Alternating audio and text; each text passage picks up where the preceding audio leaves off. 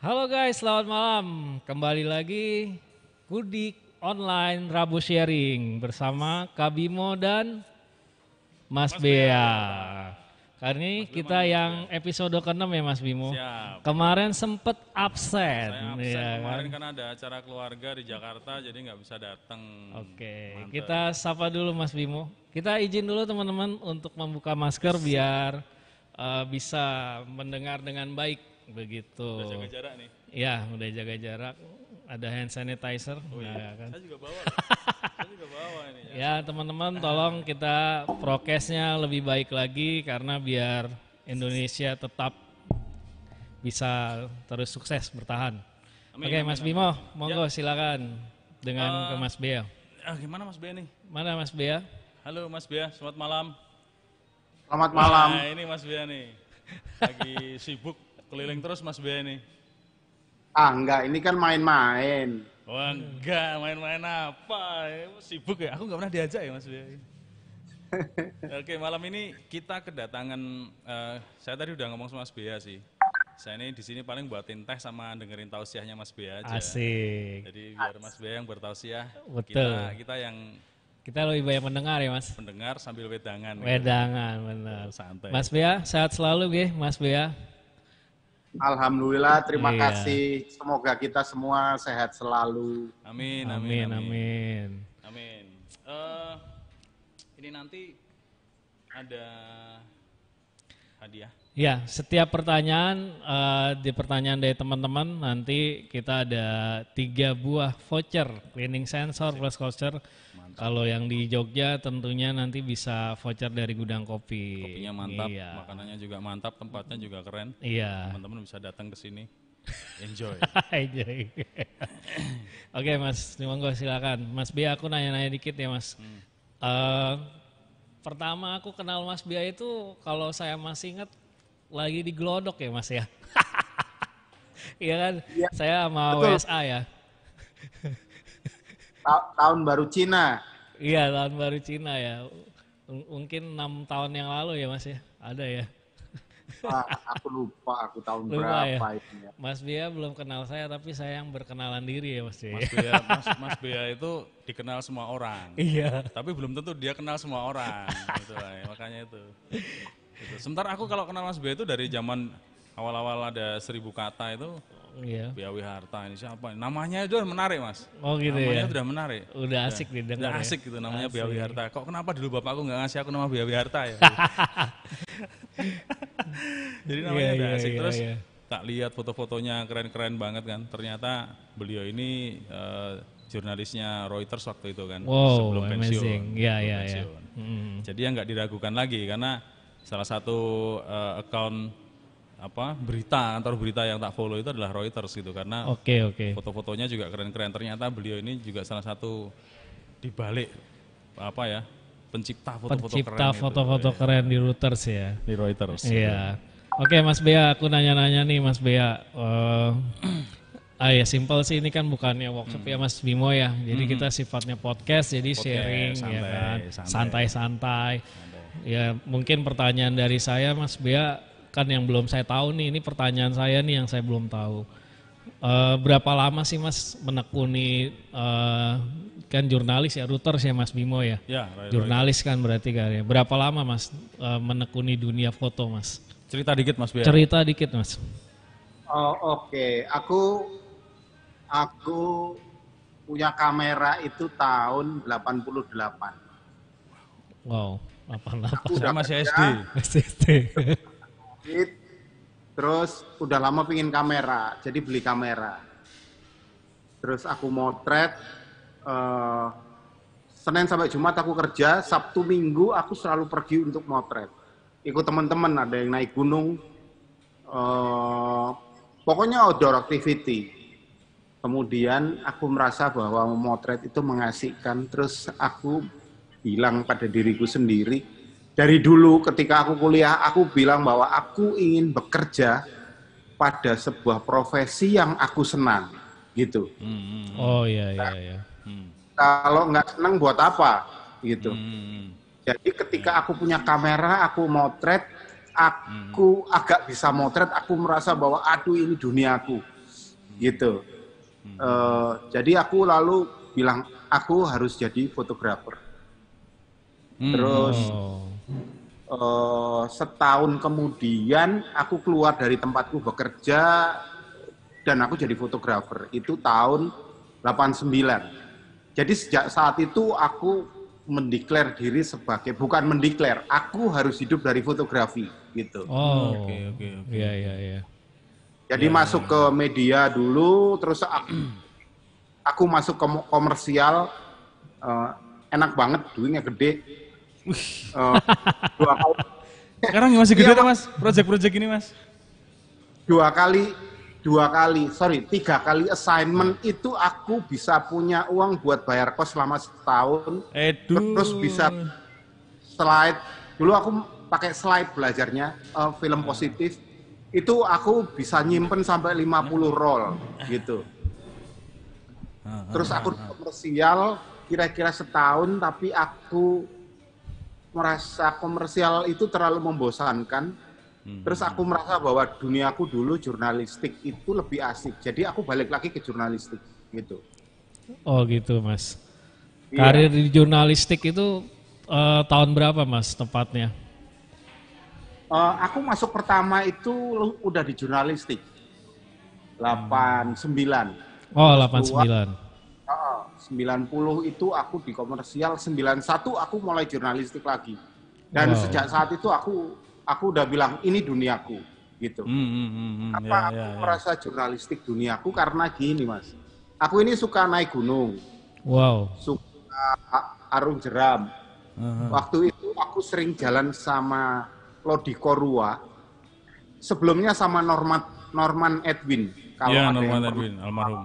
Dengar namanya. Aku sering diajak Norman Edwin naik gunung sama arung jeram. Terus aku kenal temen Jogja namanya Dudi Arif Wahyudi. Itu pelopor para layang di Indonesia. Posnya di Gang Timur kilometer 6. Oh, Jalan Kaliurang itu, Jalan Kaliurang. Ya, betul. Aku kalau ke Jogja selalu tidur di rumah dia. Ya. Dari Dudi itu aku mengenal kamera dengan lebih baik. Karena Dudi orangnya baik banget. Jadi dia ngontrak sebuah kamar yang terdiri dari 2 kamar. Yang satu buat dia, yang satu lagi buat teman-temannya yang datang dari luar kota. Gitu. Dan jadi kalau ke Jogja aku selalu ke tempat dia. Karena Dudi punya kamera dan suka motret. Karena aku deket sama Dudi, dia memperlihatkan banyak hasil fotonya. Dan sejak saat itu aku, kalau main-main itu aku ingin motret gitu. Ya. Nah, karena duniaku banyak outdoor activity, menghadapi hal-hal yang tidak pasti dan hal-hal yang banyak kejutan. Jadi aku merasa jurnalistik itu lebih cocok buat aku daripada aku kerja komersial gitu. Kalau komersial itu dulu contohnya ketika aku pitching menang motret kalendernya Sampurna pada saat itu, temanya anak-anak belajar. Jadi aku motret di Nias, anak-anak belajar tari perang. Terus aku motret di Jogja itu anak-anak belajar trike itu paragliding yang ada mesinnya. Ya. Terus motret di Bali, terus motret di mana lagi? Ada 4 pokoknya. Nah, semua itu bisa disetting kan? Ya, betul. Setting, hasilnya bagus. Tapi buat aku justru nggak ada gregetnya. Sekali, 2 kali assignment, 3 kali, habis itu aku pikir, udahlah cukup motret kok gini-gini aja gitu. Iya. Padahal duitnya akeh ya Mas. Padahal uangnya banyak ya. Banyak Mas. Jadi banyak. Aku pada saat itu motret kalender itu ya, selesai assignment pada tahun 91. Itu aku punya sisa itu 22 juta rupiah. Tahun segitu ya? Tahun segitu ya? Dari sekali assignment ya, gitu. Wow. Tapi merasa feelingku itu nggak masuk. Maksudnya aku nggak Mas, merasa. waktu itu masih single apa udah nikah Mas? Aku masih single. Wah, ya nggak ada yang protes makanya. Beda cerita kalau udah punya istri ya kan. Tinggal gitu bojone protes. Iya, iya, iya. Itu, ya, ya, ya. Ya, ya, ya. Aku bosen terus aku merasa bahwa oh aku lebih cocok di jurnalistik. Aku balik lagi ke jurnalistik. Gitu. Ya, ya, terus ya. Terus sampai sekarang lah. Ya, ya, ya, ya, ya. Oke, Mas Bea, terima kasih nih awal yang baik ya Mas. Ya, ya. Di Reuters Mas, tahun. tapi ini loh, Ya, Mas Bea gimana? itu kan memang dari awal niatnya aku pengen bekerja pada sesuatu yang aku senangi. Iya, Jadi iya. underline-nya adalah bekerja. Akhirnya dia bekerja pada bidang yang dia senangi, menghasilkan uang secara pasti dari bidang yang dia senangi. Jadi udah enak dulu ya, udah enjoy dulu Udah ya. enak dulu. Nah, kalau aku ini, aku ingin melakukan apa yang aku senangi, jadi nggak bekerja. Oh, nggak bekerja. Jadi mungkin nggak dapat duit dari yang tak lakukan kadang-kadang gitu. Seringnya gitu. lah nggak kadang-kadang.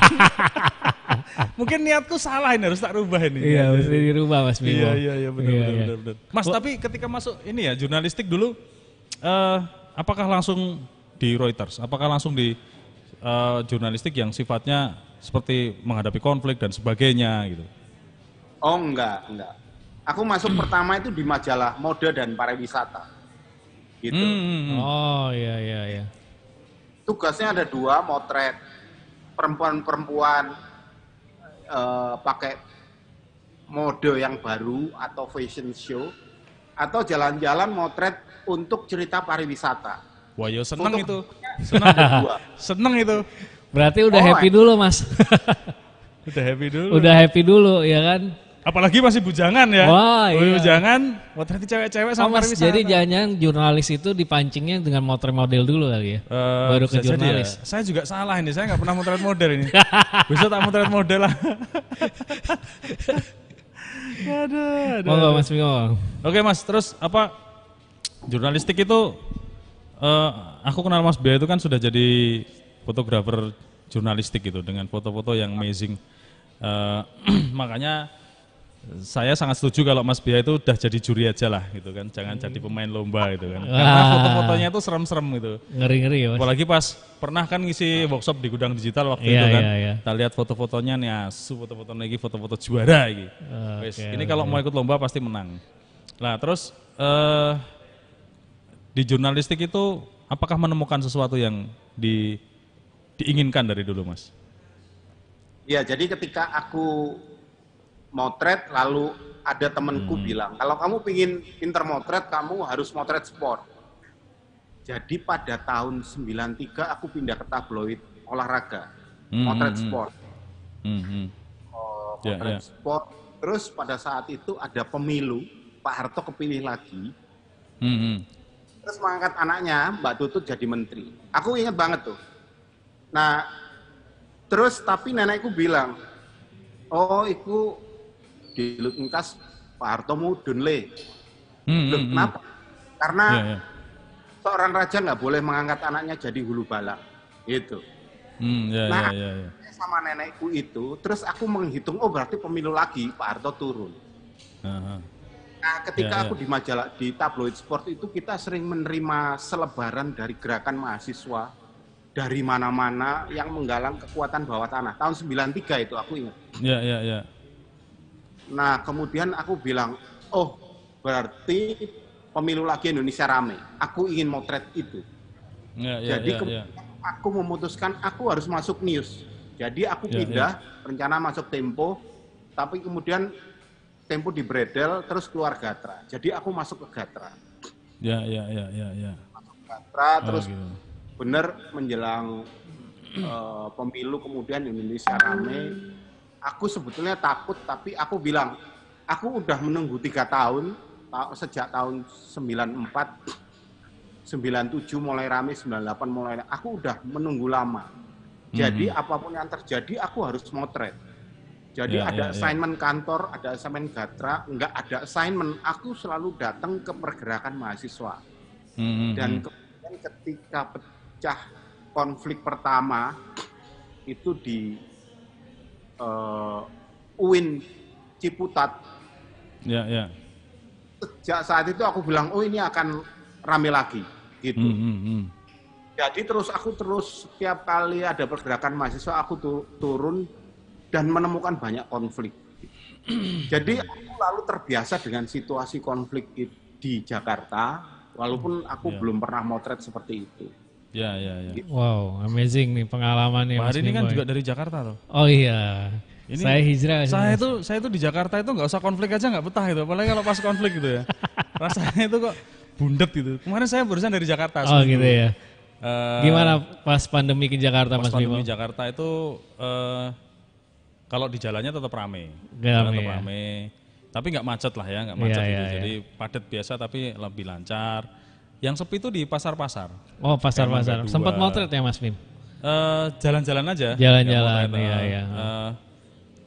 Iya. Ya, wah ini jangan lupa nih nanti dikirim Nih Mas. Mas Bia mau dikirimin Nah, kita kirim via via virtual.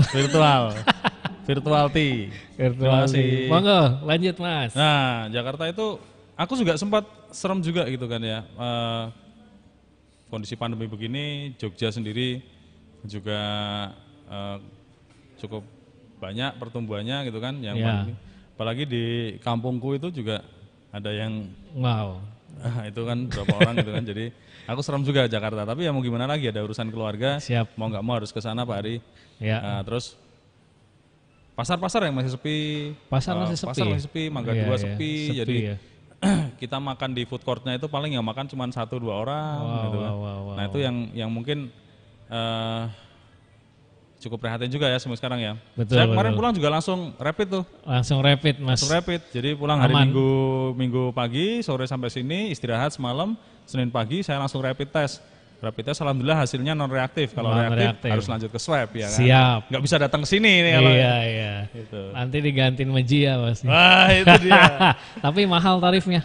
Ya, Iya. soalnya bos dia kan. Dia Iya, bos iya, juga, iya. itu. Oke Mas Bim, saya mau nanya boleh Mas? Boleh silakan. Bayar nggak ya?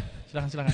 Masa nggak boleh nanya sih? Nggak boleh nanya ya Kalau nggak Mas? boleh nanya kita pulang aja. Iya, Mas Bia. Nah gini loh, pasti kan setiap tadi berangkat dari cukup lama berpengalaman ya di jurnalis, pasti punya tokoh idola dong Mas, yang menjadi apa ya kira-kira Tolak ukur gitu ya. tolak mungkin ukur ya. betul. Tolak ukur gitu ya.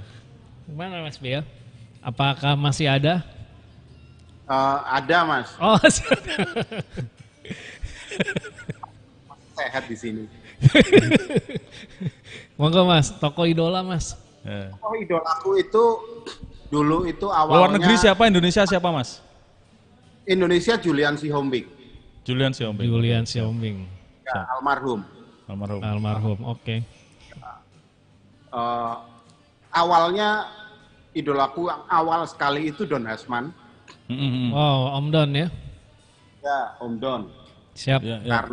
karena dia yang memprovok aku untuk jadi wartawan foto. Udah kamu motret aja, gitu. Don Hasman, Julian Sihombing. Untuk yang dari luar itu ada Steve McCurry, Oke. kemudian Ya. James Frankway, Heeh. David Alan Harvey, Ya, ya. ya terus sama ada perempuan fotografer yang aku idolakan itu Ami Vitale. Ami Vitale itu Nat Geo kan ya? Fotografernya Nat Geo. Nat Udah Geo. cukup lama. Ya, ya. Dulu foto-fotonya itu aku selalu suka karena fotonya itu indah Dan bercerita, Mas. Fotonya indah gitu. Indah dan bercerita ya. Iya, sangat perempuan, banyak nuansa bunga kayak gitu-gitu. Iya. Kalau nuansa bunganya itu kadang dihadirkan di warna-warnanya kayak gitu. Mas, kalau kita bicara tadi tokoh idola ya, Siap. Mas Bia sudah menyebutkan ada Betul. David Alan Harvey, ada Ami Vitale, lalu ada Steve McCurry. Ya. Aku senang dengan foto-fotonya David Alan Harvey waktu di Kuba itu ya kalau nggak salah ya. Dia di Kuba, dia motret Kuba malam dan sebagainya itu fotonya bagus-bagus banget. Single fotonya juga bercerita sekali gitu ya. Ya, Di jurnalis itu Mas, kan Mas, aku sekarang sering lihat Mas Bia itu kan kalau motret lebih ke foto story gitu ya. Ya. Foto story. Jadi rangkaian beberapa foto yang memang itu sekarang juga ketika kita lihat itu menjadi juga menarik itu. Dia Betul, seperti betul. halnya video dalam format yang lebih statis gitu Ya. kan, foto story. Tapi ketika saat menjadi jurnalis harus membuat satu single foto. Jadi single Ya. foto yang kuat bercerita. Itu gimana Mas? Kok bisa dari yang jadi jurnalis terbiasa dengan single foto, fotonya bercerita dengan kuat satu foto gitu ya. Sekarang menjadi foto story dan sebagainya. Apakah ada kaitannya Mas? Karena aku sendiri, aku lebih senang dengan single foto. Single foto. Single foto tapi dia bisa muat banyak hal ada di Banyak situ hal. gitu ya. Oh iya iya iya. Itu gimana Mas?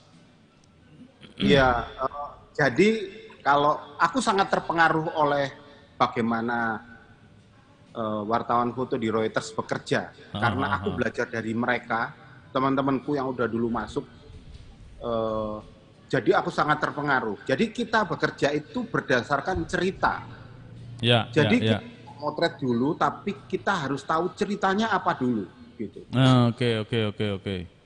Nah, dari cerita itu lalu kita harus mereka atau menemukan kira-kira foto apa yang harus kita pasang sehingga cocok dengan cerita itu, gitu. Jadi aku agak susah kalau misalnya kayak Bimo ya, kita jalan nyetrit gitu. Aku agak susah karena kalau aku nggak berangkat dari sebuah cerita yang aku bikin dulu, aku nggak potret gitu. Iya. Dan Ya, termasuk fotonya Mas Bia waktu di Pasar Kenteng itu ya. Waktu di Pasar Kenteng pernah Mas Bia kalau nginep Ya. kan kadang di daerah minggir di Oh, ruang daerah minggir, itu, Mas. Terus tak kasih tahu ini ada pasar bagus nih Pasar Kenteng.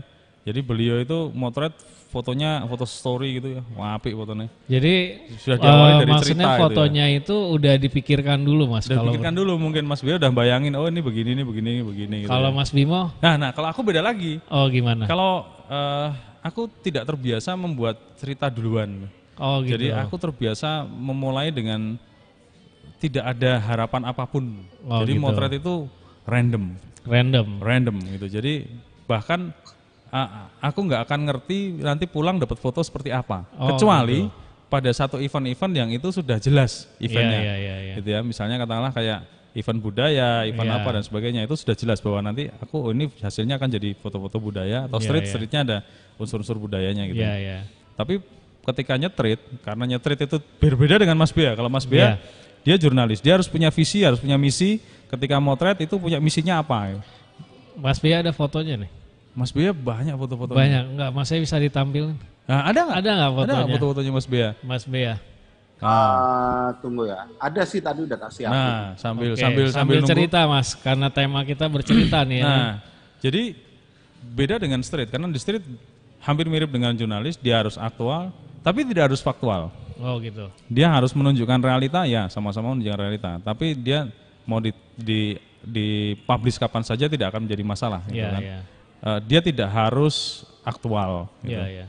Sehingga ketika saya motret, aku motret keluar jalan sama teman-teman, ayo, saya nggak punya impian apa-apa nih, yang penting wah ini kan foto. Nah ini fotonya nih. Wah, ini keren banget Bisa fotonya. cerita nggak Mas? Ini kayak foto pre-wedding ya, sekarang kayak gitu ya, kasih bulat-bulat gitu, terus tengahnya orang Itu gandengan. tentara atau apa Mas? Bea, bisa cerita Iya, nih. tentara Australia di Dili.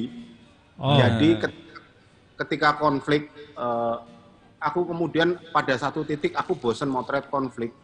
Jadi aku kemudian mengharuskan aku sendiri untuk mengubah konflik itu jadi sesuatu yang indah, gitu. Ya. Konflik itu nggak harus sadis, gitu. Jadi lalu Ya, aku aku mau kalau mungkin aku menemukan keindahan itu pada saat sunset atau sunrise, gitu. Saat matahari miring, gitu. Ya ini memang betul. Tapi story-nya konflik, gitu. oh iya. Aku lihatkan di tentara patroli indahnya pada saat sunset gitu, kayak gitu. Oke. Ya. Ada lagi tim Foto-fotonya untuk masih ada nggak? nah ini. kan juga wah fotonya keren. Wow, amazing loh. Lah ini kan bahaya kalau sampai dia ikut lomba kan, foto-foto begini kan Wah, bahaya ini. iya. Jangan sampai itu. Jadi juri aja. Jadi juri aja dah. Nanti aku tak ikut aja lombanya. Iya. Pascah di Timur Timur gitu. Jadi aku melihat orang Timur Timur itu sangat taat beragama. Rumahnya itu selalu ada salib, kalau mereka mau makan itu berdoa, mau tidur berdoa, bangun tidur berdoa. Kemudian aku mencari assignment, bagaimana caranya di kantor supaya aku Paskah itu aku ada di Timur-Timur, gitu. Tujuannya supaya aku bisa motret Paskah, gitu. Ya.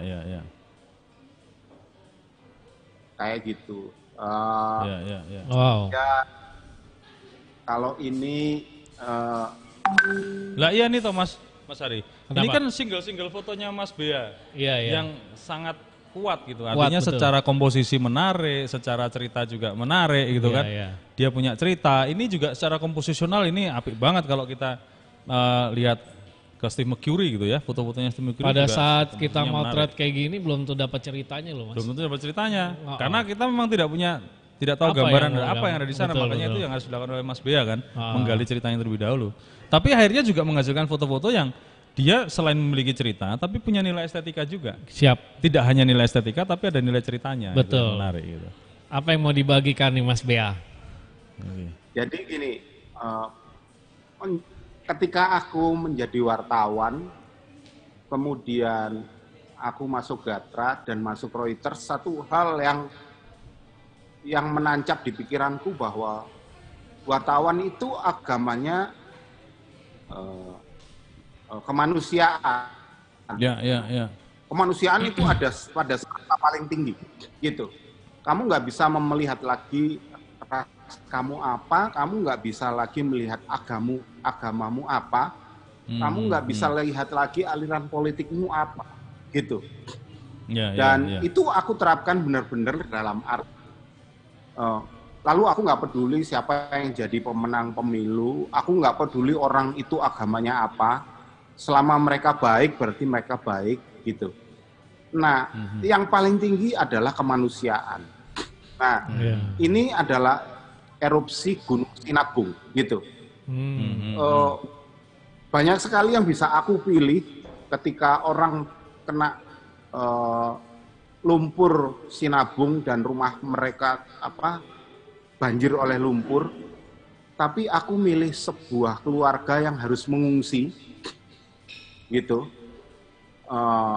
berjalan kaki di tengah lumpur, tapi aku milih yang keluarga itu pakaiannya berwarna-warni. Jadi ada sebuah kontradiksi yang kita lihat bahwa demikian besar dampaknya erupsi, tapi lalu yang melihat itu lalu agak random karena melihat warna-warni pakaiannya. Gitu. Betul. Dan tepat sekali gitu. Dengan background bawah yang monokrom itu. Yang monokrom, benar. Yang monokrom itu bawahnya. Warna ini aku terpengaruh oleh Ami Vitale itu. Ini warna-warna aku kayak gitu. Kalau tadi bicara jurnalis harus netral, agamanya adalah kemanusiaan, dia tidak boleh punya tendensi politik apapun gitu ya. Betul. Tapi ada sisi subjektivitas nggak Mas ketika melakukan tugas jurnalistik gitu, karena kita kan manusia manusia itu benar. Tidak bisa pure objektif gitu kan, pasti ada subjek. Bagaimana mengatasi subjektivitas itu gitu. Ketika orang sudah misalnya tidak setuju dengan satu partai lalu dia lebih cenderung ke sana gitu ya. Nah, itu kan berat sekali gitu kan. Ada yang dikurangin dan dilebihin. Ada yang dikurangin dan dilebihin kan. Sementara kalau kita melihat beberapa pemberitaan baru-baru ini itu banyak sekali beberapa kasus gitu ya. Bahkan ada yang sangat subjektif gitu. Betul. Nah, itu gimana Mas Bia menjaga netralitas itu supaya bisa tetap objektif lalu mengesampingkan subjektivitas gitu. Sebagai jurnalis profesional. Iya, aku subjektivitasku ada di kemanusiaan. Itu udah aku sadari ketika aku masuk Gatra. Itu aku masih setengah-setengah. Ketika masuk Reuters aku benar-benar bilang bahwa oh iya benar berarti utamanya adalah kemanusiaan. Aku masukin nggak ya foto? Nah itulah yang berat itu Pak Ari. Iya. Nah ini nih. Jadi ada satu foto Foto yang pada mana? ini. Sorry. Ini ya. Ini masa reformasi. Ini aku masih di Gatra. Nah, Kemudian editorku pada saat itu ada 2 orang, namanya Mbak Eni Nuraini sama Patrick de Normand dari Perancis. Dia veteran perang. Dia bilang, Bea, apa yang kamu lihat ketika orang konflik? Siapa yang paling menderita ketika konflik itu meluas jadi perang? Gitu.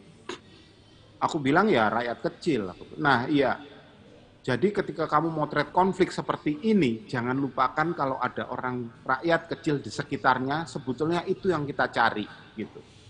Oh. Nah, ini adalah kerusuhan Semanggi, Mas. Kerusuhan Semanggi itu masih di Gatra, tapi setengah kaki udah di Reuters. Nah, fotoku yang dipilih pertama oleh editor Reuters adalah ini. Gitu. Oh. Jadi dia bilang oke, kalau kamu jadi orang Indonesia, pergerakan mahasiswa kamu akan memilih foto ini. Tetapi kalau kamu jadi bukan orang Indonesia, yang mereka lihat yang lebih berarti adalah ini. Karena konflik itu lalu berakibat pada orang kecil. Gitu. Nah, nah, saat itu aku paham bahwa, oke, kalau gitu rasa kemanusiaan itu ada di atas segala-galanya.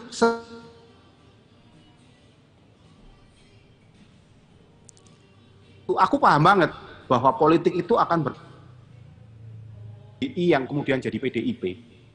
Tapi pada saat itu aku bilang, oke, aku tidak akan mencoblos siapapun dalam pemilu di Indonesia supaya aku tidak sebelah. Jadi aku nggak pernah nyoblos, Mas.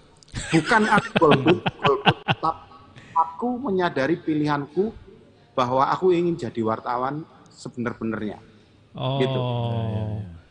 Untuk menjaga subjek itu ya Mas Bimo ya? Aku sudah golput sudah lama. Oh, jadi udah mungkin lama aku ya? tinggal masuk jadi wartawan mungkin. Oh iya. Bisa jadi. Kayak pemilu terakhir itu antara Jokowi dan Prabowo ya. Iya. Jadi aku sama sekali tidak mengidolakan Jokowi juga enggak Prabowo. Aku harus hadir dengan rasa yang sama ketika masuk ke dalam sebuah kampanye. Dan itu tidak mudah. Iya, Dan yang itu tidak mempengaruhi aku adalah lalu aku harus menangkap atmosfer di situ seperti apa. Ya. Mas, Iya. kita bicara Ketika bedah di foto Stadion sedikit. Utama, Kita bicara bedah foto sedikit, Mas. terus ketika masuk dalam kampanye, wah, pendukungnya banyak banget.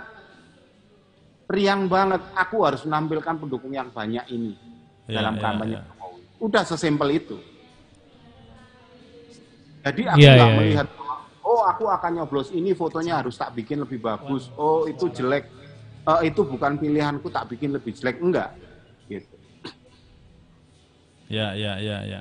Kan dari perjalanan itu aku sadar sebetulnya bahwa politik itu sak gitu. Politik mainan aja gitu. Ya. Mas Bea, kita sedikit bedah foto dulu nih. Mas Bimo tadi mau nanya bedah foto. Monggo Mas Bimo. Yuk Mas, Mas Bea selama di Reuters, aku juga salah satu penggemar foto-foto dari kantor berita Reuters ya, Nat Geo juga, BBC juga itu.